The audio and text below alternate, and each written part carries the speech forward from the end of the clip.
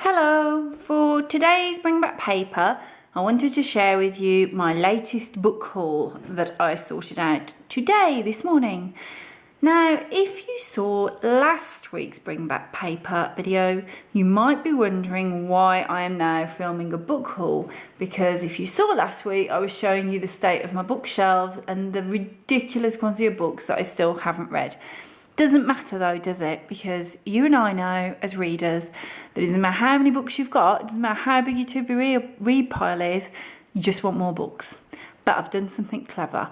I might get a bit evangelical about it in a minute. You might all be going, well, yeah, duh, but that doesn't matter. I'll get there in a second. So, today, this here, firstly, I just wanted to show you my beautiful new tote bag, which the guys over at Penguin Books and Ladybird and Puffin, they're doing a buy book summer. If you go over to Twitter and you just put the hashtag buy book in, you'll see it with and they're doing some fab chats over there with summer reading recommendations for adults, but also I joined in last Wednesday and I know they've done another one this Wednesday, kids recommendations, which is just fab. So they sent me this and also some of the books for the kids, which you may well have seen if you follow me on Instagram. I shared it the other day, and they also sent me the very first book that I just wanted to show you, pop into my little haul, which is this one, which is Black Rabbit Hall by Eve Chase, which is a book that I don't think I would have picked up. It's on their recommended summer reads, and I had a little look at it. I had a look at the blur, which I will show you there, because I know you just don't want me rabbiting on. Rabbiting on! Do you see what I did? It looks really good. The story looks really intriguing. So I'm glad, actually. It's things like that, isn't it? When a book just kind of lands in your lap and you think, oh, actually, this looks really good. So this is now being added to my to-be-read pile. But I have other books I need to read before that, which is the point that I'm now making. Right, stop blabbering. So today, this morning, kids and I had no plans. So we decided to go to the library. Yes, the library. That's what I'm going to get evangelical about now. Because, and I know some of you are going to go, well, yeah, we go to our library every single week or we go every month. I know. I don't. I used to, but I've kind of got out of the habit, which is really stupid because there's so many books that I read and only read once and then I'll pass them on to friends. Which is silly because it's a waste of money, of course, and they're just all there. And it's so silly because I know this is how library works. I know you're kind of going to be listening to this mocking me, but to go in there this morning and see all these books that I wanted to read and just grab them all and get them for nothing, I was excited. I picked up quite a few. I think I'm going to have quite a reading month. So the kids obviously wanted to pick some up as well, which I also think is great for them to go in and choose books themselves. My son chose this chapter book, which is a bit old really for a 3-year-old, and he also chose, which is definitely old for a 3-year-old. I had to get this out on my library card because it's actually an adult book because it's one of the graphic ones, but he always gravitates towards the graphic novels because they're all Marvel, aren't they? Generally, I've had a look through. I don't think there's any words in there that he shouldn't read, but he can't read anyway, so it doesn't matter. I'll read it to him and I'll cut out the things he shouldn't read. He just likes looking at the pictures, so he's happy. He's over the moon.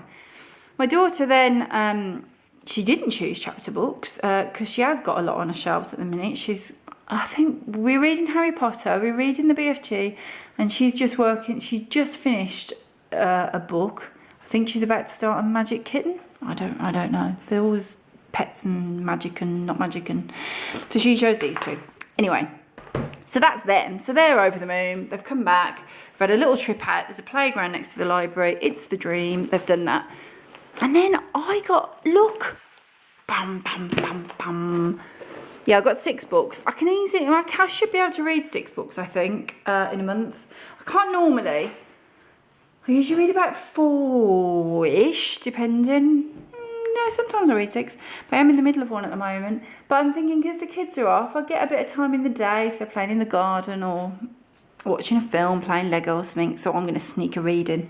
So I picked up, I love Tess Gerritsen, Die Again. It's the new, as you can see. I don't think it's the newest. It's always going to say new, isn't it?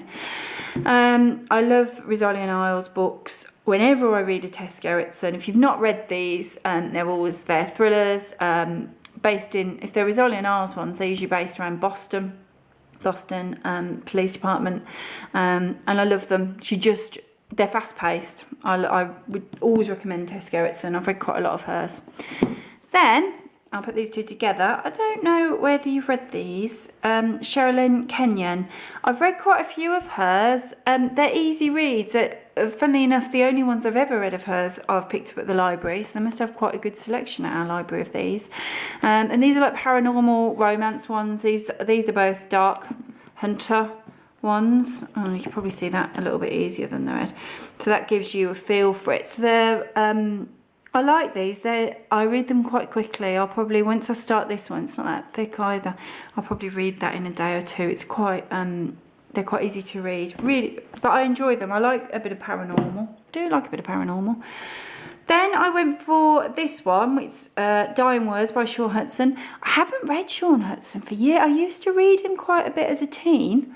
I like Sean Hudson and Richard Lehman, Dean Koontz. I've read some of his more recently. I like his. So I just fancied it. I haven't seen that one, any of his. Haven't tried them for a while. So I saw it, grabbed it. I think I'll enjoy that. It's a bit murdery, looks a bit spooky as well. So I think I will enjoy it. I got Vampire Most Wanted by Lindsay Sands. I have quite a few of her books. She writes, these are part of the Argenaux series.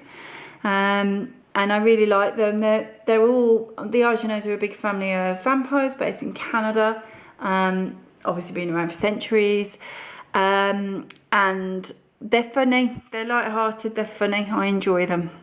So those are good. Again, I would definitely recommend those if you're into paranormal, romancy type books. And then the last one that I picked up is Lucy Diamond, Me and Mrs. Jones. I mentioned on Twitter yesterday, I think, I finished my third book of Lucy Diamond's a couple of days ago. Secrets of Happiness, I think it was called. Really enjoyed it. It's, with every single one I've read of hers, they're the sort of books you really look forward to picking back up again. You read them quite quickly. There's something about them. They're obviously chick lit, as you can probably tell from the cover.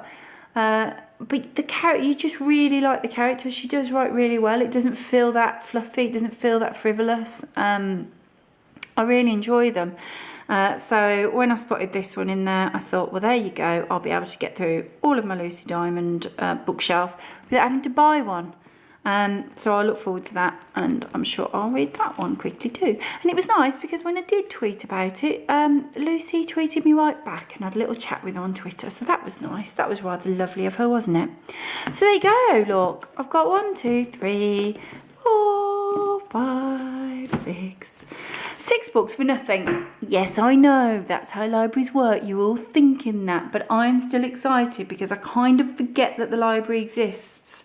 So I'm going to get through those this month, take them back, probably forget it exists again for a couple of months. No, I'll try. I will try to remember. And there were just tons in there that I could have picked up. I could have easily been loaning a lot more than this, but I did think realistically how much I'm going to be able to read this month. So I'll read those, get those back, and I think then, because my son will want to go and look at more of the Wolverines, and I was very disappointed because the Hulk one that he likes wasn't there, but that's when I did have to explain the premise of people borrowing the books and maybe someone else loves Hulk. He'll be able to then get himself another graphic novel. So he'll be delighted, won't he? Happy, well, before then, happy child, happy me. And yes, I will then add this one, which looks fabulous, to my just huge pile, which is clearly not going to go down if I keep going to the library, but I've done it, haven't I? It's cost me nothing. I've done it. The kids are delighted. They've come back, read their books. I'm going to read this afternoon. All is well. Thank you for listening to me going on about something you know about anyway, but I was excited and I wanted to share that with you and remind you, in case you've got into the same little rut, that you can go to a library. Anyway, that's me, I'm done.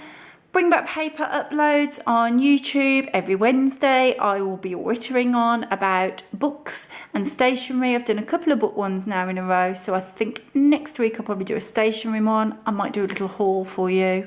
Depends on where I find myself next week. So do pop by next Wednesday.